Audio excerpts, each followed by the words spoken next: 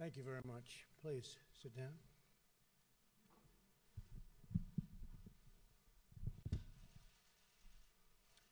Today I'm very honored to host the President of Poland, a friend of mine, President Duda.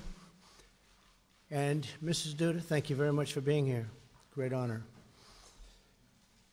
It's lovely to have you at the White House. We spent some time in the Oval Office, and we accomplished a lot. Melania and I are deeply grateful for the incredible welcome the President and Mrs. Duda gave us in Warsaw, Poland. Last year was a very exceptional day, extraordinary. It's wonderful to have them both with us in Washington today. Thank you very much, Mr. President. During my visit last summer, I had the privilege to stand before the monument to the Warsaw Uprising and address the people of Poland about our shared commitment to defending our heritage and our civilization. It was an experience I will always treasure and I will never, ever forget. Not far from where we stand today, another monument in another square, the statue of General Kosciuszko in Lafayette Park reminds us that the bonds between our people go all the way back to America's Revolutionary War.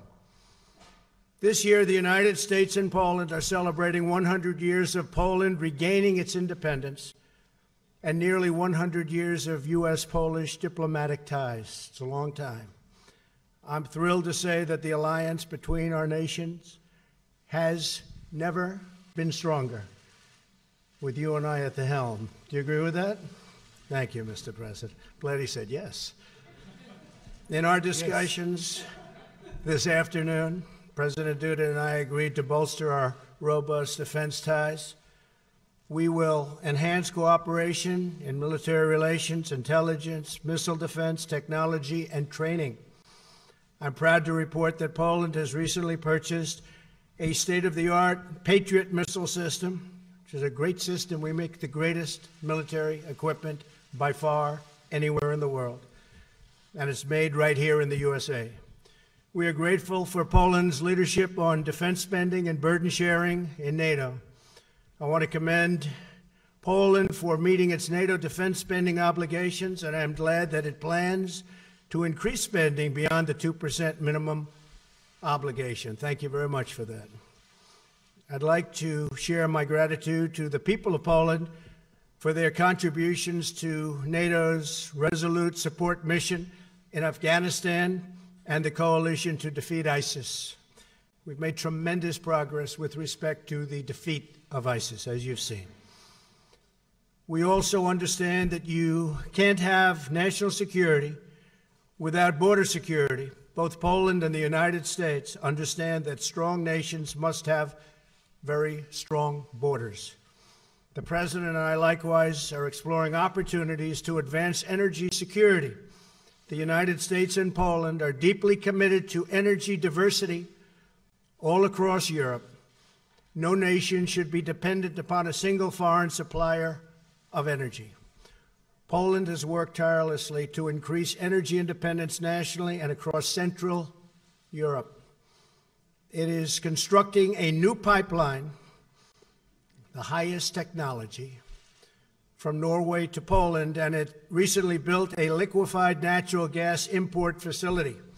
Last year, the United States was proud to send its first export of LNG to Poland, and soon our nations will launch a high-level diplomatic exchange on energy security. And Mr. President, we are now, as of a few months ago, the largest producer of energy in the world.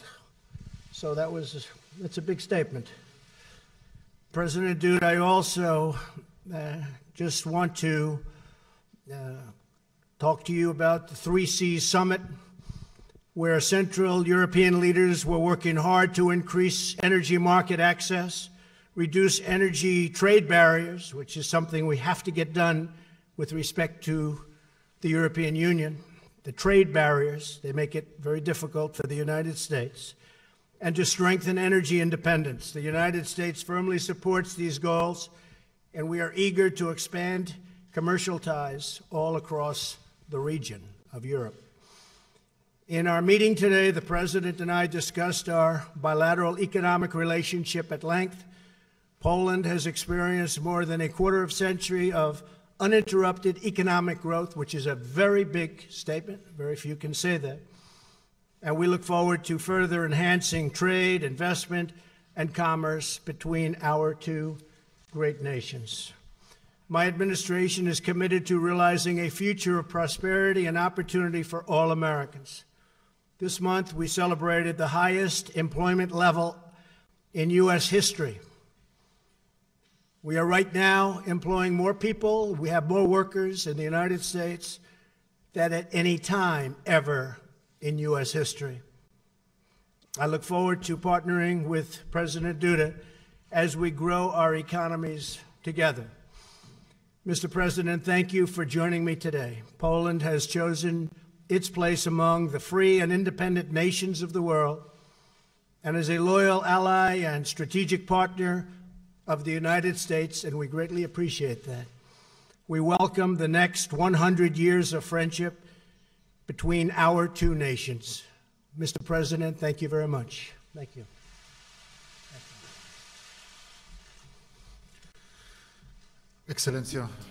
Your Excellency, distinguished Mr. President, distinguished ladies and gentlemen, I am delighted that in this year so important to Poland, the year of Poland regaining its independence, we celebrate our 100th anniversary of it. I'm able to be hosted here, that I'm at the seat of the President of the United States at the White House at Washington. punktu widzenia stulecia odzyskania przez And also Polskę from this niepodległości from the perspective of the ma dla centennial of Polski, Poland dla regaining its Polaków independence, i tych mieszkających this fact w kraju i tych is of huge mieszkających poza importance for granicami, w Poles, both szczególności tych those living 10 in Poland milionów and those living Polaków abroad, mieszkających w especially Stanach the Zjednoczonych. 10 million Poles living Ma in the ogromne United symboliczne States. znaczenie. This is of huge symbolic Chociażby dlatego, importance. że One reason for kwestia that polskiej is niepodległości that the była matter jednym z of ważnych Polish independence punktów was polityki one of the important prezydenta Wilsona, points of the prezydenta Stanów policy Zjednoczonych. To of właśnie the prezydent US President Wilson. It was precisely President Wilson przed 1918 rokiem before zamieścił 1918 polską niepodległość he was na the one swojej who put agendzie swojej Polish polityki. independence on his Stało się agenda, to on the między agenda innymi of za his sprawą policy. wielkiego polskiego That happened, polityka, among others, kompozytora thanks i to a great muzyka Polish Ignacego politician, a Paderewskiego. composer Ale and faktem musician jest, Ignacy Jan Paderewski. że But it is a Polacy fact that doznali wtedy od Poles Stanów Zjednoczonych i od amerykańskiego experienced prezydenta back dobra. then a Bo lot of nie good można from the inaczej United nazwać States tego, and from the że President of the właśnie United States, because to there are no wielkie other words państwo to describe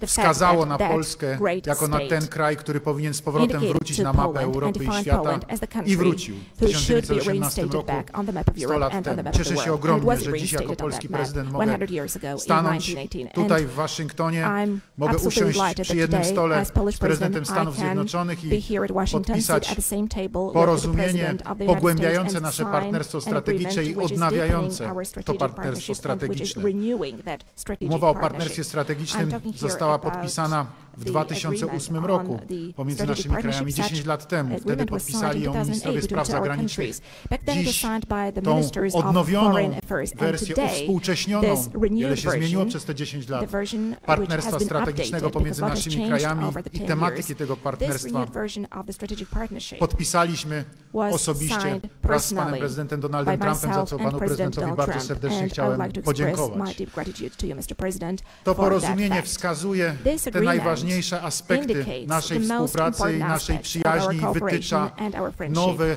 It ścieżki also sets na new przyszłość, paths for the zacieśniania future. współpracy w The dziedzinie paths of obronności, tightening współpracy our militarnej, defense cooperation, zacieśniania military współpracy w cooperation, dziedzinie tightening our bezpieczeństwa cooperation i in the area of biznesu security energetycznego, and energy zacieśniania business, współpracy tightening our w cooperation dziedzinie szeroko pojętego in the biznesu, broadly także w understood sphere aspekcie of business, wspomnianym also przed in the momentem aspect przez pana of the prezydenta already współpracy w ramach mentioned Trójmorza. cooperation as part of the Ja Three przyjechałem Seas tutaj do initiative, to which Waszyngtonu Mr. prosto President has just ze alluded. spotkania I came here szczytu to Trójmorza, Washington pierwszego right forum from the summit of biznesu the Three Seas organizowanego w Initiative, ramach the Trójmorza, first gdzie business forum Stany organized Zjednoczone Zjednoczone były obecne jako partner Trójmorza, za co bardzo panu prezydentowi dziękuję, że wysłał swoich reprezentantów na to spotkanie, ale gdzie wszyscy przywódcy, którzy mieli wystąpienia, jasno i wyraźnie mówili o potrzebie, o nadziei na współpracę właśnie ze Stanami Zjednoczonymi w dziedzinie odnowienia i budowy nowej infrastruktury komunikacyjnej, drogowej, kolejowej, energetycznej i w zakresie energii elektrycznej i w zakresie przesyłu gazu właśnie w Europie Środkowej, w przestrzeni pomiędzy północą a południem, myślę tutaj w przestrzeni pomiędzy krajami bałtyckimi poprzez Polskę, Czechy, Słowację, Węgry, Bułgarię, Rumunię, aż do Morza Czarnego, a przez Chorwację, Słowenię do Adriatyku.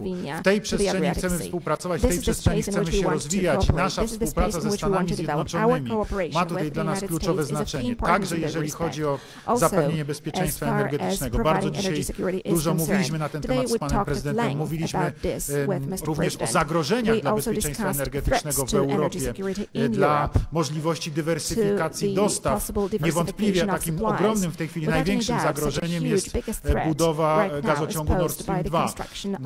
Dużo mówiliśmy o tym z panem prezydentem, przedstawiałem tą sytuację taką, jaka jest. Niestety trzeba jasno powiedzieć, że zarówno od strony niemieckiej, jak i od strony rosyjskiej ta budowa już się rozpoczęła.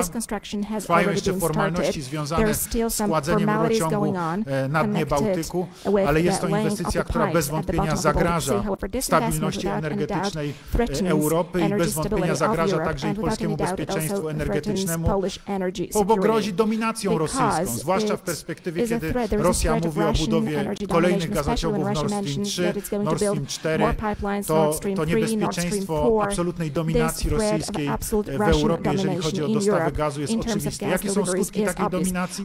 My kilka lat temu przekonaliśmy się o tym na Ukrainie. Nagłe zamknięcie dostaw, oczywiście nie mające nic wspólnego z żadnymi czynnikami ekonomicznymi, związane tylko i wyłącznie z szantażem politycznym, było faktem.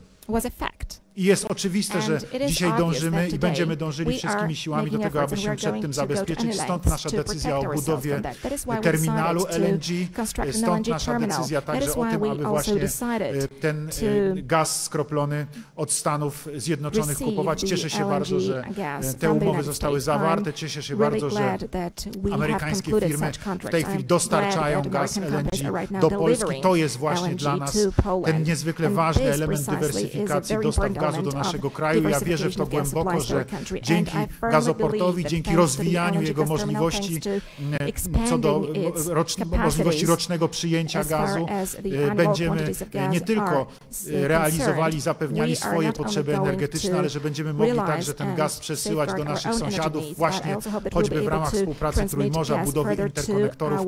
Mówiliśmy właśnie o tych wszystkich sprawach dzisiaj z panem prezydentem bardzo dużo. I wreszcie kwestia otwarcia się na biznes. Zapraszamy biznes ze Stanów Zjednoczonych do Polski. Są coraz lepsze możliwości inwestycyjne. Polska rozwija się bardzo dynamicznie. Są oczywiście firmy ze Stanów Zjednoczonych, które są na polskim rynku obecne od wielu, wielu lat. Chociażby General Electric, który w tej chwili realizuje wielką inwestycję właśnie w zakresie energetyki w Polsce, energetyki konwencjonalnej, budowa elektrowni Ostrołęka 2, ogromny kontrakt na prawie $2 miliardy. To są te wielkie przedsięwzięcia, które są w Polsce realizowane, ale zapraszamy do Polski wszelkich biznesmenów i tych, którzy mają tutaj wielkie przedsięwzięcia gospodarcze, mają możliwości wielkich inwestycji, ale zapraszamy także i tych mniejszych. Polska jest dużym krajem europejskim, jest w moim przekonaniu ciekawym partnerem, gdzie Stany Zjednoczone i biznes ze Stanów Zjednoczonych jest mile widziany. Chcę o tym wszystkich zapewnić. Jest to także oczywiście i perspektywa rozwinięcia swojej działalności poprzez Polskę na kraje Trójmorza. Nad tym pracujemy właśnie także w ramach współpracy państw Trójmorza, żeby te możliwości także i komunikacyjne i współpracy w związku z tym gospodarczej były coraz szersze. Chcemy, żeby zgłaszali się do realizowanych inwestycji także i partnerzy biznesowi ze Stanów Zjednoczonych. Będzie bardzo wiele inwestycji komunikacyjnych realizowanych w naszej części Europy. Zapraszamy firmy amerykańskie, bo wierzę w to, że to jest możliwość robienia wspólnych interesów. I, proszę Państwa, no, wszystko to rzecz jasna jest związane także z kwestią bezpieczeństwa militarnego. Cieszę się ogromnie z obecności Armii Stanów Zjednoczonych na polskim terytorium. Mam wielką satysfakcję z postanowień szczytu NATO w Warszawie w 2016 roku, gdzie obecność sił wojskowych Sojuszu Północnoatlantyckiego została w Polsce zagwarantowana. Cieszę się również z tego, że na terenie Polski przebywają amerykańscy żołnierze w ramach naszych porozumień bilateralnych, ale zapraszam pana prezydenta do tego, żeby skierować do Polski więcej oddziałów amerykańskich. Uważamy, że obecność Stanów Zjednoczonych gwarantuje bezpieczeństwo w naszej części Europy. Sami chcemy czynić kolejne inwestycje, jeżeli chodzi o modernizację polskiej armii. Pan prezydent wspominał o realizacji tak zwanego systemu obrony powietrznej Wisła, czyli zakupie rakiet Patriot, systemu Patriot. Realizujemy tą największą inwestycję militarną do tej pory, jeżeli chodzi o polską armię w ciągu ostatnich 30 lat. Chcemy realizować kolejne zakupy sprzętu. Chcemy także współpracować w zakresie badań i rozwoju, jeżeli chodzi o technikę wojskową.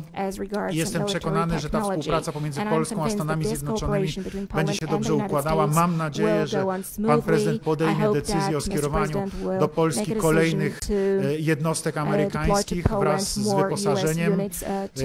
Proszę Państwa, uśmiechałem się do pana prezydenta, że chciałbym, żeby udało nam się wspólnie stworzyć bazę amerykańską stałą, którą nazwiemy Fort Trump w Polsce.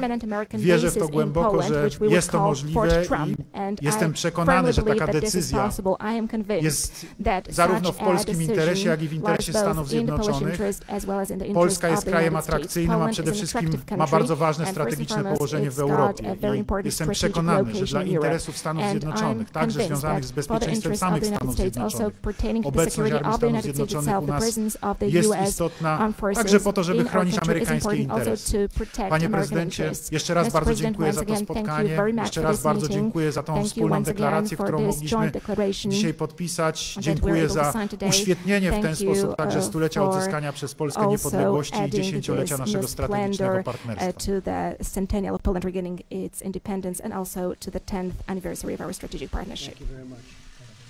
Thank you. A tremendous amount of LNG will be exported to Poland. We're giving them a pretty good price, but they're buying a lot of it, and that's going to be great.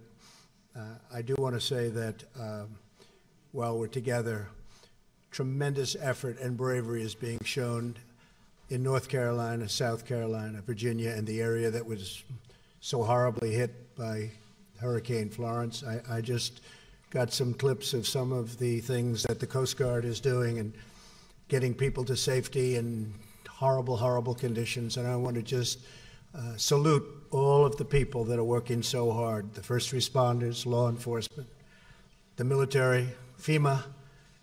The job they're doing is incredible. It's incredible. So I just want to thank them very much.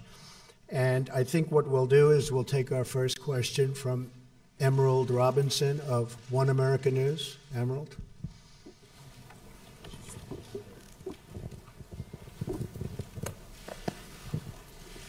Thank you, Mr. President. So, news today of a Russian plane shot down over Syria. Russia is assigning the blame to Israel, even though it was accidentally shot down by Syrian forces. Clearly, things are heating up. There's concerns by many Americans, most Americans, that we might be involved in a war in Syria soon. You had hoped to bring troops home, but clearly things are changing. What do you tell American people today about a possibility of war in Syria? Well, I just heard about the incident you have mentioned, Emerald, and it sounds to me, and it seems to me, just like based on a review of the facts, that Syria shot down a Russian plane. And I understand about 14 people were killed, at least. And that's a very sad thing, but that's what happens. But Syria, according to early reports, that's subject to change, but that Syria shot down a Russian plane. So that's not a good situation. We have done a tremendous job in Syria and in that region eradicating ISIS, which is why we're there. And we're very close to being finished with that job. And then we're going to make a determination as to what we're going to do. But we have eradicated ISIS in a very large area of the Middle East. These are people that will not be coming here because they're not around any longer. So we've done, in a very short period of time, our Vice President is here, Mike Pence, our great Secretary of State, who really, thank you very much for the great job you're doing, Mike Pompeo. And we've been working very hard on this, and they've done an incredible job over there, but we'll make a decision fairly quickly. Thank you very much. Would you have a question for the President? Certainly. Thank you, President Duda. Clearly, you said you asked President Trump if he would consider a permanent base in Poland, and of course, that also relates to Russia. What would you say, how did the President respond to your position to have a permanent base from America in Poland? And then also, do you currently have concerns over the U.S.-Russia relationship? Oczywiście. Well, of course, I told Mr. President about all the aspects connected with the permanent presence of the U.S. Armed Forces in Poland. But first and foremost, I assured Mr. President of one thing.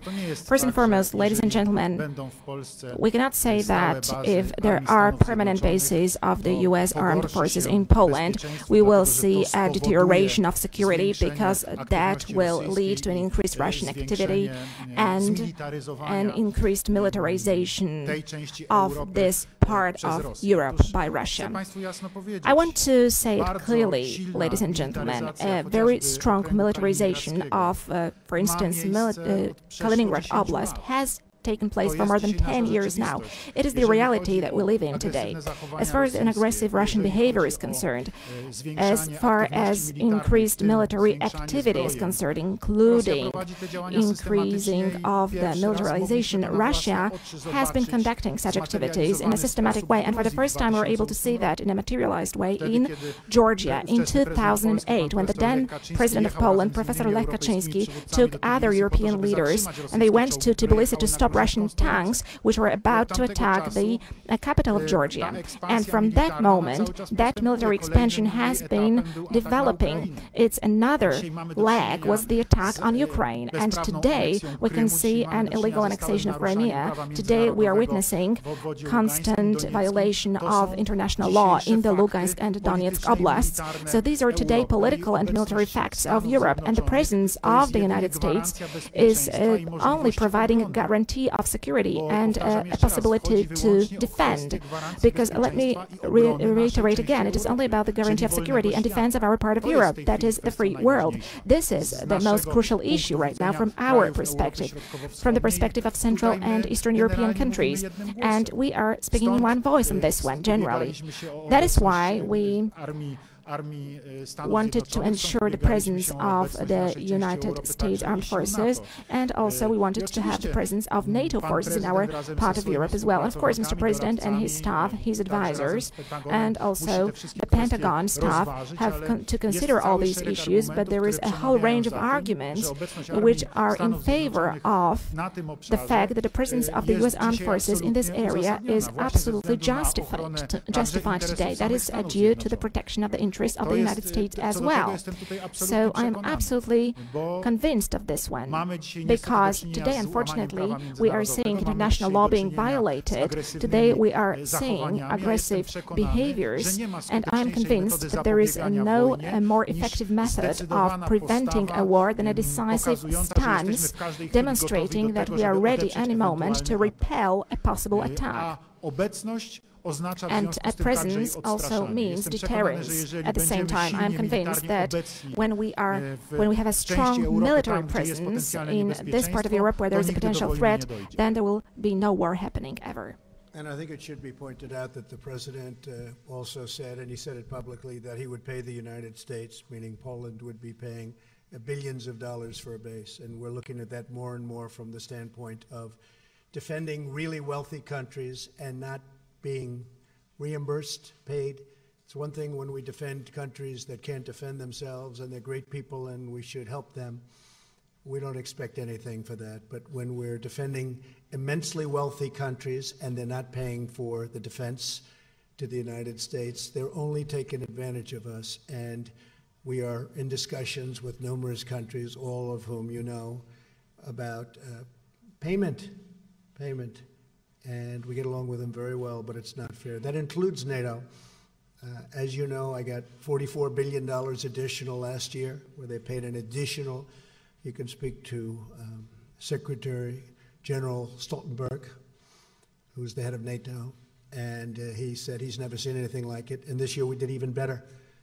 But when a country is very wealthy, and when the United States has been protecting them for many years at tremendous cost like nobody in this room would believe, it's time that they help with, we call it burden sharing, and they will do that. But the president offered us much more than $2 billion to do this, and so we're looking at it. We're looking at it from the standpoint of, number one, military protection for both countries, and also cost, a term you don't hear too often, and you haven't heard too often over the last 25 years, but that's the way it has to be. Thank you very much. Would you like to have a question, please?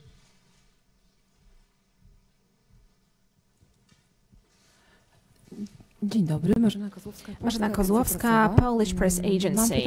I've got a question to President Trump.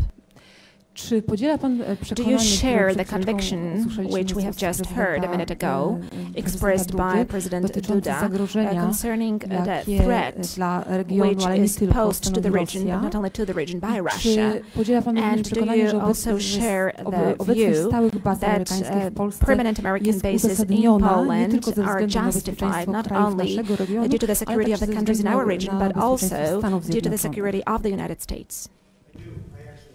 It's a very aggressive situation.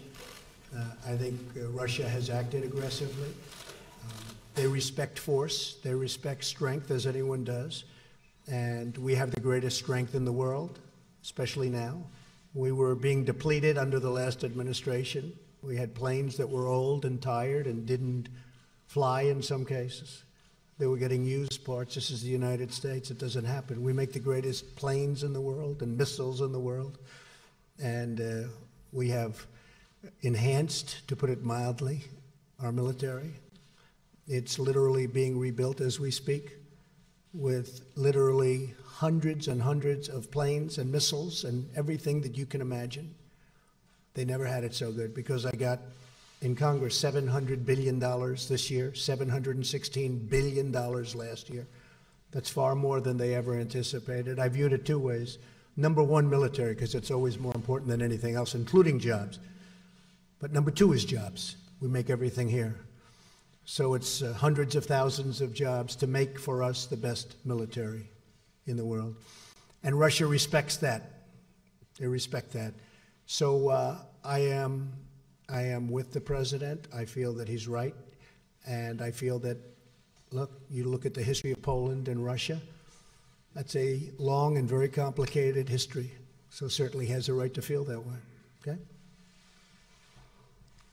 And a question to President Duda. After the meeting that you have had today at the White House, do you have the feeling that the probability that Polish expectations concerning permanent American presence in our country are closer to being implemented? Are they going to be a fact? I do. Ladies and gentlemen, today myself and Mr. President had a tete-a-tete meeting, a private meeting, and then we met also with our staff. We had long conversations, very honest discussions, and very strong at certain points as well, in terms of diagnosis of that situation in the area of military security and energy security alike. And I am convinced that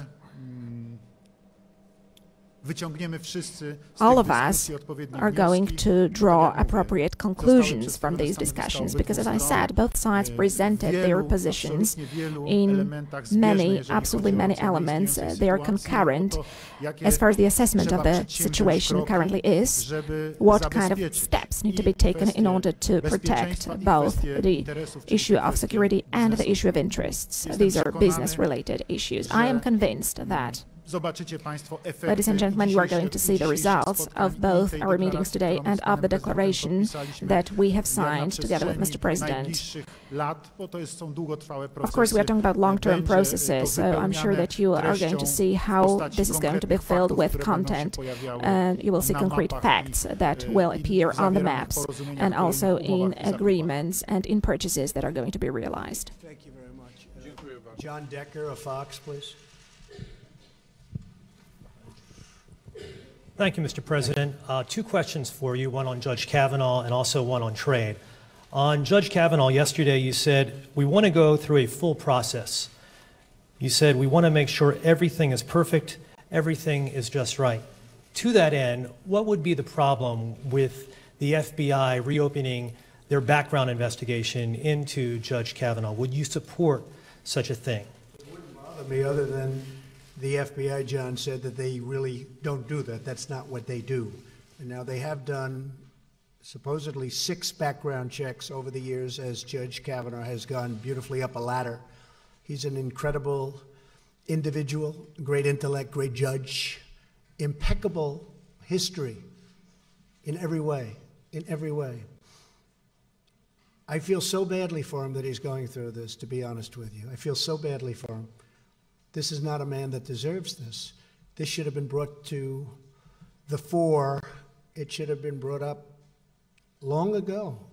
And that's what you have hearings for. You don't wait till the hearing is over and then all of a sudden bring it up. When Senator Feinstein sat with Judge Kavanaugh for a long period of time, a long, long meeting, she had this letter. Why didn't she bring it up?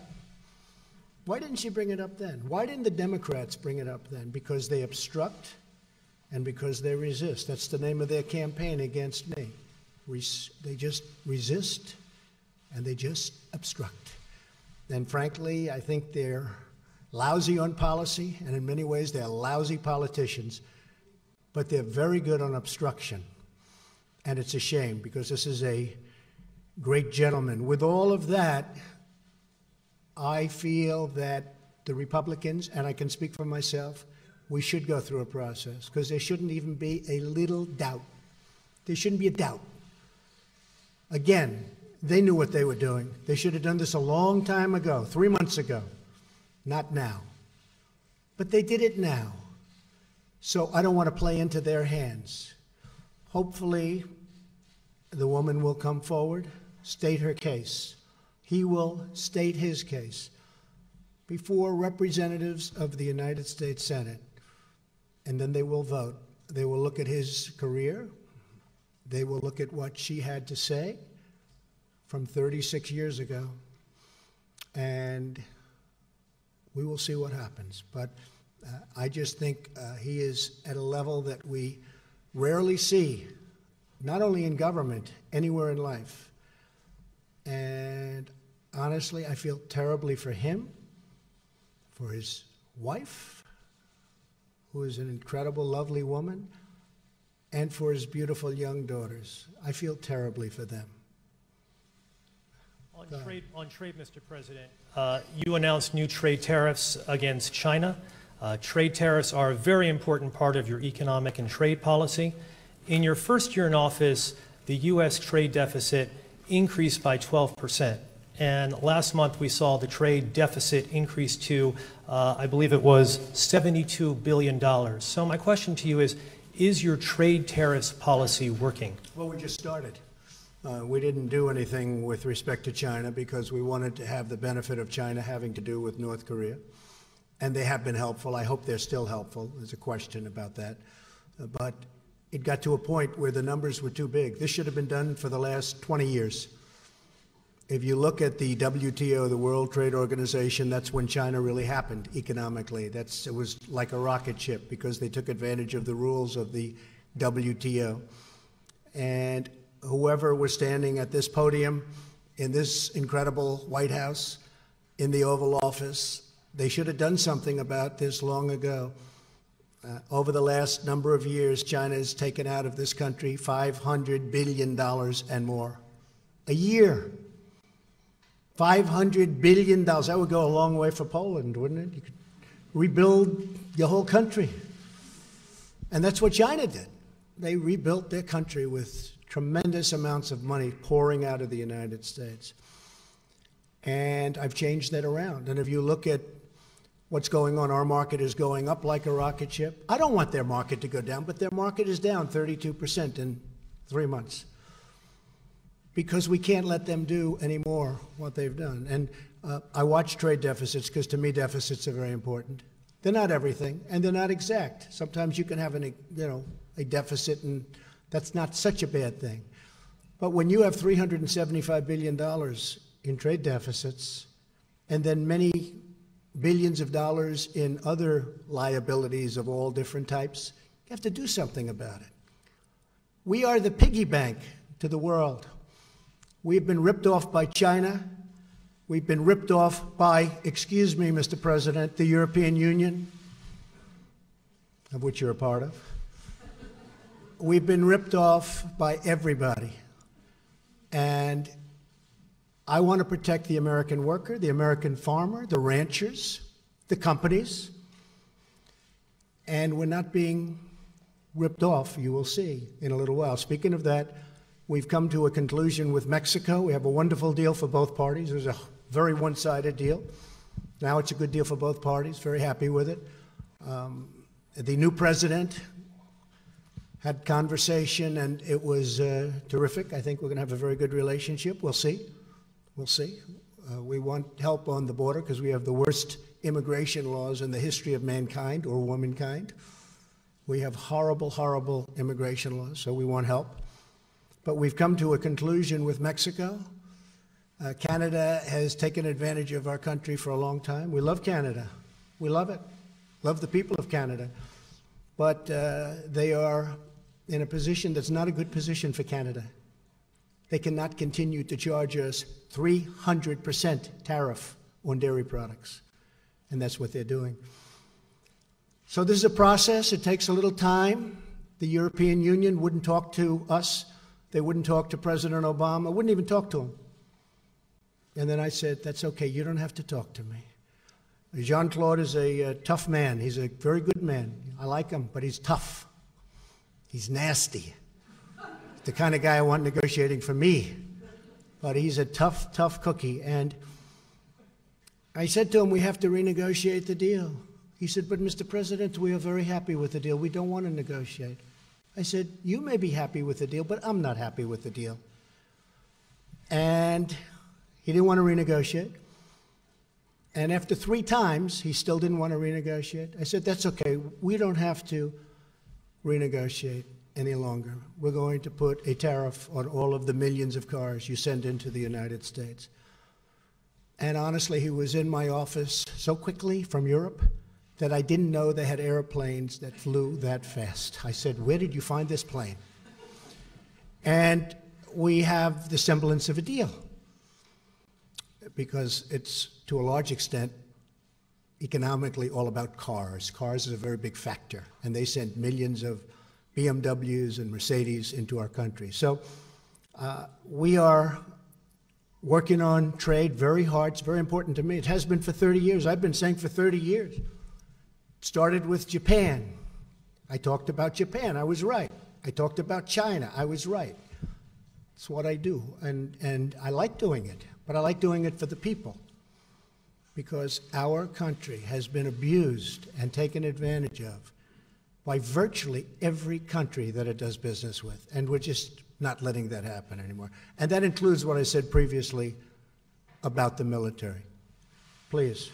President Duda, welcome back to the U.S. As it relates to U.S.-EU relations, as the President mentioned, Poland is a proud member of the European Union. How would you describe U.S.-EU relations right now? Did you talk about improving that relationship? Did you carry a special message to the President from Mr. Juncker? Szanowny panie redaktorze, bardzo bym chciał, Sir, I would be very happy if it was Poland which would disrupt the trade balance of the United States. I really would be happy if that was the case, because my understanding as far as politics is concerned and caring for the matters of your country is similar to the view of Mr. President Trump. Mr. Trump is saying America first and I'm saying Poland first, so we understand each other very well. And it is hard for me to be surprised with the fact that Mr. President, being a very experienced a man of success, as far as business is concerned, knows how to calculate. He knows how to calculate, and I think nobody puts that in the question either in the US or in another place. And he takes care of the United States. It lies in the interest of the country to have a balanced trade exchange, and this is something that you have to take care of. And of course, there is a clash of interests. However, objectively looking, it is hard not to understand it. So there is always a competition of interest, and there is every kind of business is a competition of interests. And I represent Polish interests, whereas President Trump represents American interests. The whole thing is as follows. On important matters, you have to strike an agreement to make sure that both countries win and lose as little as possible. And then we have an understanding, an agreement. And then we can say that we are cooperating with each other on equal level. And I believe this is the kind of cooperation that Mr. President would like to have with the European Union. And it will be hard to be surprised with that. I'm listening calmly to that, and I would like Poland to be such a country, such an economic superpower, that it would be a very important partner to the United States. I said jokingly in the beginning that I wish it was Poland which disturbed the trade balance of the United States and our exports to the United States, but I do believe that our cooperation is going to develop well on partners-like principles. The trade deal with South Korea has been fully renegotiated and is ready for signature. We may sign it at the United Nations or shortly thereafter.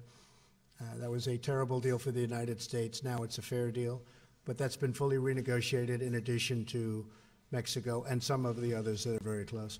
Thank you very much, everybody. We appreciate it. Thank you. Thank you, Mr. President. Thank you.